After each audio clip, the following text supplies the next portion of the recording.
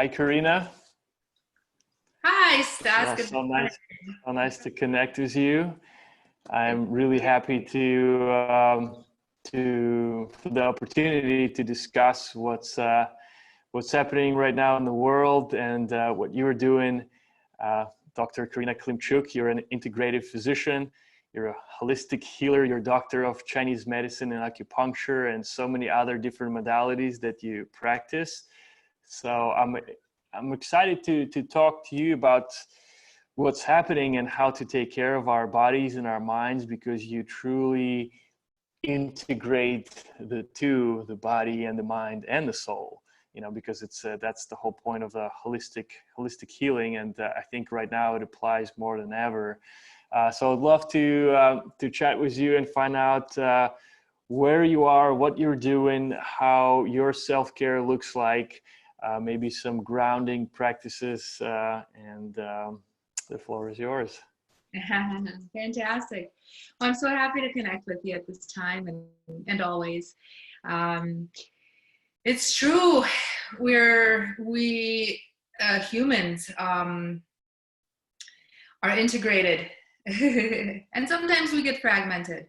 And for the most part, healing happens, and this kind of coming to center and a homecoming and a sense of wholeness happens when we're able to access and connect the various parts of us, the physical, the mental, the spiritual. It's interesting. I've been sitting here in my little newly found mountain house, reflecting. Congratulations. Thank you. Thank you. It's a great time to be out in nature and to be really connected that way. I've been reflecting on some of the different ways that people and, patients and clients of mine that I'm working with are utilizing this time as an opportunity to cultivate a self-care routine. Either kind of drawing upon the resources and the skills that they've already had, or developing new ones. And I'm seeing just a big opportunity and a whole lot of interest and investment in mental, emotional, physical health and well-being, which is great. I think, above all else, that sense of inner calm and inner peace is the only thing that really matters. And the way that I cultivate that in myself, for many years, I've been doing a meditation practice and a yoga practice, and using various modalities of self-awareness, a little bit of Jungian technique and looking at my dreams, kind of giving space to my soul's evolution and life's unfoldment, and really caring for the body with good exercise and getting plenty of fresh air and clean water and walking on the ground with my bare feet every day. And That's a good one. yeah. That's, it sounds kind of simple and hokey, but not to be underestimated. We're a very electrical organism. The human body is very electrical. There's chemical reactions at every level, the molecular level, throughout the entire body, every moment of every day. There's chemical reactions that discharge electricity, and we need to be grounded, just like a grounding wire needs to go into a wall in order for your computer not to explode. There's something that's quite similar in the mechanics there. And the easiest way to do that is to just get grounded, literally bare feet on the earth.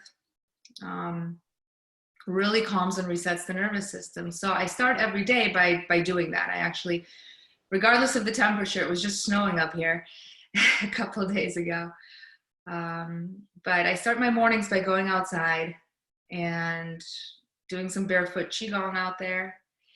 I get kind of warmed up through the movement and maybe come back in and sit and meditate for about 20 minutes, sometimes up to an hour. It depends on where the flow is that day. I don't know, I can go on. I'm excited to share a couple of little modalities and interventions that I've been using, but I'm also curious about your self-care routine and your morning routine. Maybe you can share.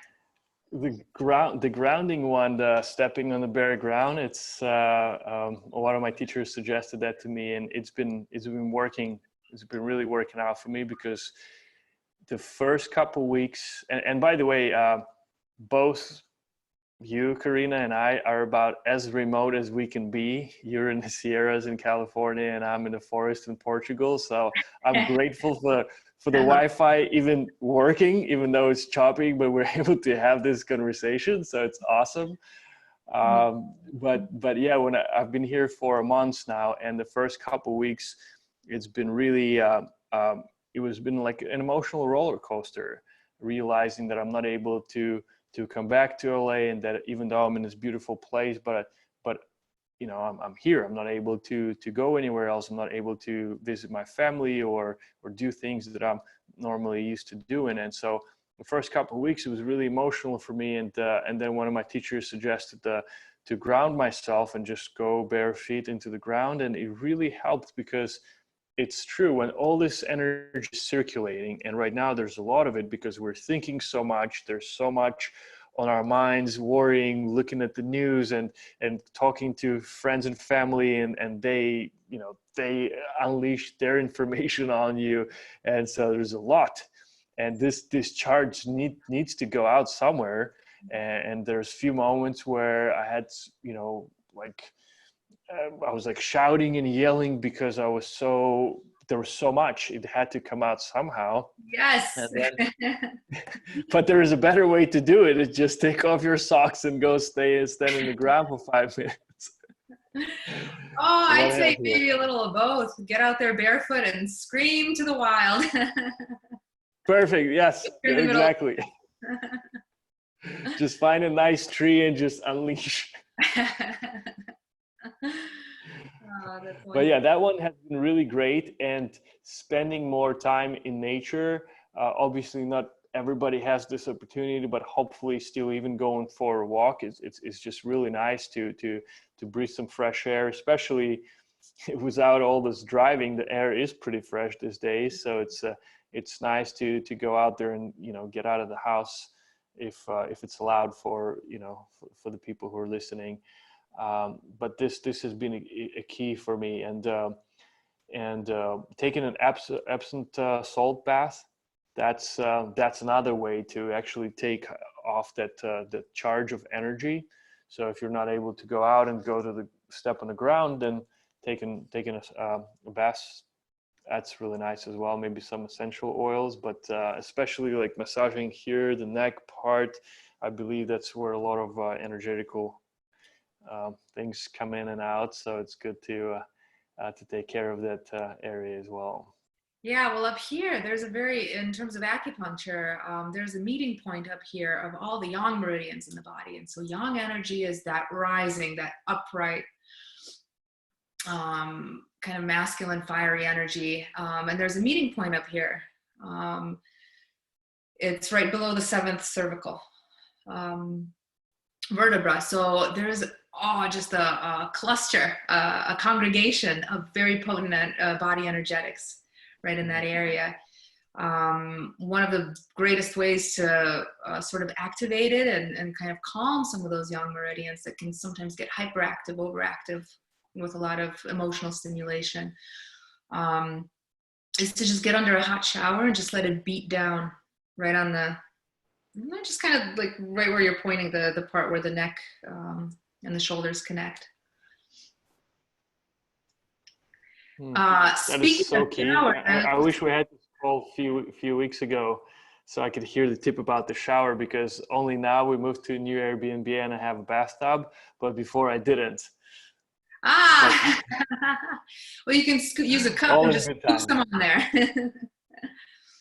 There you go. Yeah. You were gonna suggest something else? Yeah, I was gonna say, and I think this has become popularized over the last few years, but this is something that you and I actually grew up with as kids. The benefit of the cold shower at the end of the shower. So the last maybe 20 seconds of a shower being just cold water right on the top of the head.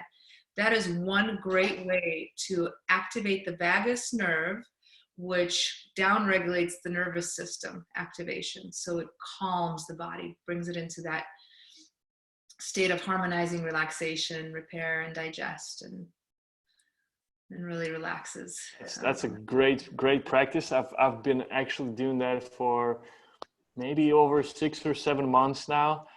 Just doing that, finishing my shower with some cold water, and it's been amazing. I've gotten so used to it, and then weirdly enough, I'm here in Portugal and the weather is nice, and because of this emotional turmoil, somehow this practice got away from me and I stopped doing it for a few weeks. And just 2 days ago, I realized something is missing in my ritual. Something is off, and I realized cold water is missing. So I did it for the last couple of days. I did it, so hopefully I'm back in the zone doing this now. Excellent. So powerful, you know, and it's additionally really boosting for the immune system. Because what the cold water does at the end of your shower, after the pores have been open and you've kind of, you know, detoxed a little bit, because when the pores are open and sweat's pouring out in a hot shower, you're releasing toxins through the skin. And to seal that off with a cold shower at the end closes the pores, which helps to, I mean, it does a couple of things. The cold water promotes circulation because your body's trying to reheat at the surface level. And whenever circulation is activated, then of course all the little goodies that are circulating in the blood are distributing throughout the body. So, you know, wonderfully immune boosting cells are circulating everywhere and coming up to the surface of the skin and the mucous membranes, which is where a lot of pathogens can enter the body. And so when the other effect of the cold water is to close the pores, the skin pores, which also creates like a little barrier, a little defensive shield against pathogens trying to enter in. So you're calming. Thank you for sharing that. I actually had no idea about that. Mm-hmm. Yeah, it's amazing. I think immune system is, I mean, it's been always extremely important, but right now more than ever. And there's so many ways. There's so many secret agents that are potentially compromising our immune system, that before we would just close our eyes on it, but now it's like, no, it's we have to consider it, and stress, negative information, fear, all of these things, they suppress immune system and they release more cortisol, and so the body just has to reallocate its energy to fight stress that's been caused to you because you've been watching news nonstop or talking to some friends who are panicking all the time, and then in the end, this suppresses our defenses. So I would love to find out more different ways how we can improve our immune system and to be in a very strong and to be in a whole state. You bring up such a key point, which is that, yes, emotions, especially when they're overactive and especially when they're tending to be more the negative states that kind of linger, can definitely downregulate the immune response. Now, I just want to be careful to say that it's entirely appropriate to have a certain amount of fear. It's entirely appropriate to have a certain amount of anger. And it's entirely appropriate and necessary at this time to be going through various stages of grief. Anytime anything is shifting, and for so many of us, so many things are shifting in our personal lives, and the entire planet, the entire world, society as we know it is undergoing a profound change. And when something new is being birthed and something old is dying, just that very space of death and rebirth, that very space warrants honoring by dropping into a grief process, which is incredibly healing, and really, really necessary, and a really connected, beautiful way to show up for this time, because it allows compassion for ourselves, for those around us. It really allows for a deeper connection with something bigger than us. You know, some people are religious, some people are more spiritual and refer to it as source or, you know, universe or divine. Some people just are kind of beholding the power of Mother Nature. We can't deny that there's greater forces and this transition is taking place. So with that heart space of allowing the emotions to flow is also an understanding that having an addiction to the news media, which I would loosely define as checking the news more than once or twice a day for a period of just a few minutes. Because it's all the same news. It's just being recycled. It's all the same, more or less. And yet everybody's kind of going through everything at their own pace in their own way. And sometimes there's this overwhelm and this bombardment. So having a healthy boundary with it. Yeah, staying informed, yet maintaining a healthy boundary with the news. Diverting attention to what's right in our lives, to what the better question I would say to ask at this time is, what is trying to unfold? What is trying to emerge? What good is trying to present itself here? Yes, it may be through a process of destruction and chaos and restructuring and things falling apart and falling away and a whole lot of things that I can go on, but a whole lot of things that we're just simply not used to, not familiar with. So how do we stay grounded and sort of in this space of calm, inner calm, and cultivate that and get familiar with that?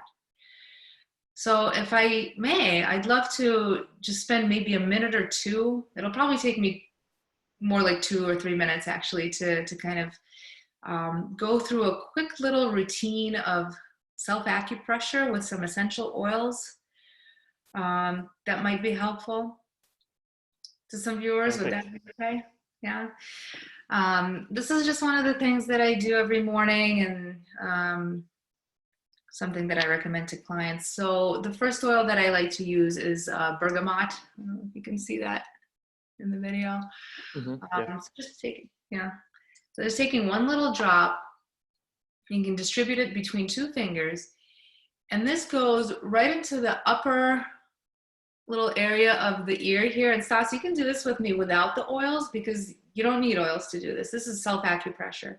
So if you just find that spot, maybe use your fingernail and just push right in, and you can close your eyes and take a couple of breaths.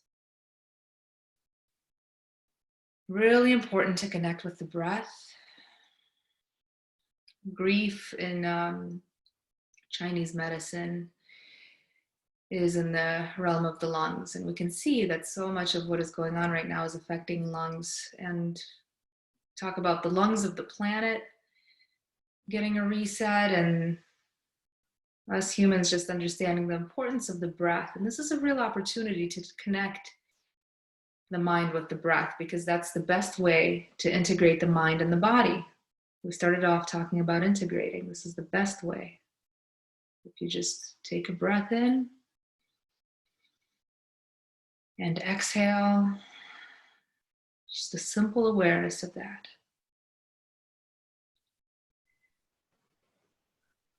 And so the next point we can do, and I like to use either a clary sage or lavender, but again, you don't need oils for this.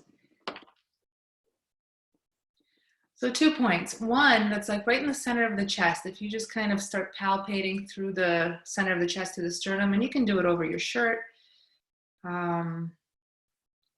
There's usually a few tender points there. You can go down kind of in between the 3rd or 4th rib space. And with the other finger, just place it right here between the eyebrows.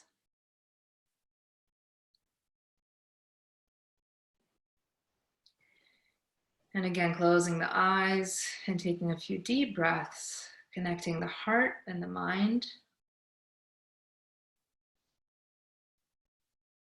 Just deepening this connection. If you take a breath in through the front of the heart, exhale through the back of the heart. And just kind of visualize the breath moving in that way. Inhale through the left side of the heart. Exhale through the right side of the heart. And inhale through the top of the heart. And exhale through the base of the heart. And you can continue this breathing pattern and just come to the next 2 points, which are, if you use your wrist, it's about 2 finger breadths down from the wrist crease. And if you make a fist, there's these 2 little tendons. You can just find a tender spot right in between those 2. And just taking turns. Yep, you got it. And just bury your fingernail right in there. Usually the deeper you push, the more you'll activate the acupoint. And this one goes together with the chest point. It opens the heart, it opens the chest, allows for deeper breathing, allows for some of that constriction that can sometimes really kind of bunch up in the chest area to start to loosen and to open. And this is also a point. We can move to the other hand if you'd like. Or you can hold there if it feels good. You know, when you're doing this at home, you can hold there for as long as it feels good. Usually 1 to 2 minutes each point is good. So this point is wonderful for regulating the digestive system and calming the digestive system. That's another place that tension accumulates.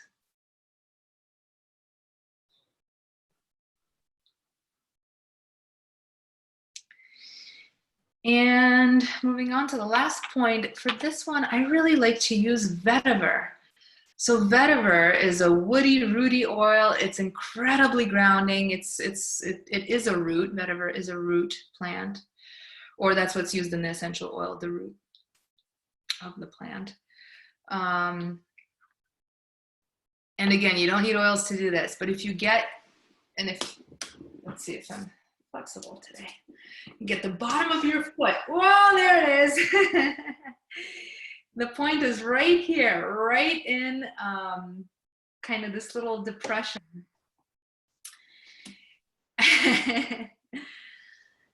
I'm not as flexible as you are, so I'm going to do the modified version of this exercise. There you go. Yeah, and that's a pretty powerful technique to push that bottom, the very base of the foot at that spot. Anytime anybody's having this kind of uprising or upsurge of emotion or mental activity, or there's any kind of lightheadedness or just feeling really out of body and not grounded, not connected, this is a powerful point to kind of anchor you back in. Really grounding point. Thank you, Karina. This sweet is little routine. Really, really helpful. How do you feel after those couple of minutes? I mean, just listening to your voice already calmed me down without even pressuring at any points.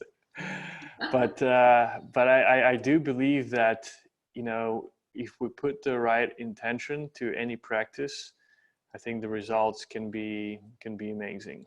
You know, I've done a lot of different practices without any intention, and it was just, you know, it didn't really work the way I expected it. And so, you know, one key element that I realized in any practice, in meditation and journaling, in even taking cold shower, you know, even taking supplements, you know, just having that intention of, I want this to calm me down. I want this to bring me inner peace. I want this to energize, you know, right? Just setting something that you are also participating, not that you're just giving the power away to this pill that you're about to take or to the cold shower, but also saying, hey, we're co-creating together. I'm in this also.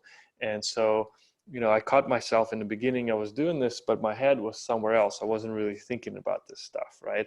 And then I remembered that, hey, if this point is related to my digestive system, let me kind of talk to my digestive system and say, hey, I'm pressuring this point so you can feel better and you can relax. And for me, that works. I'm not sure if that's something that everybody will be doing or that's how acupressure works, but I found that co-creating together with your body, with all the practices works usually better.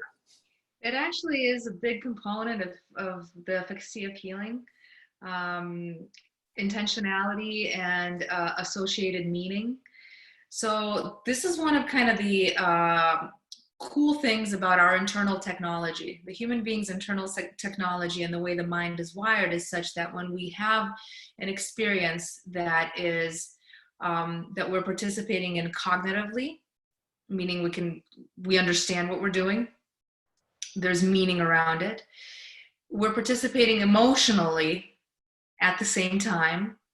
There's kind of a feeling and emotion that's connected, and there's a physicality to it. There's some kind of embodied or connected to the physical body exercise, or we're tuning into a sensation that we may be feeling, whether it's temperature or texture, or sensation of pain or comfort or ease or whatever it may be. When those three are together, it creates something called a felt sense. And when we have a felt sense, it means we really grasp something. It's more than, oh yeah, I get it, kind of intellectually. It's more than, oh my God, I'm feeling this, but I have no idea how to ground or make sense of those feelings. And it's more than, okay, so I sense whatever pain or warmth or discomfort or comfort in my body.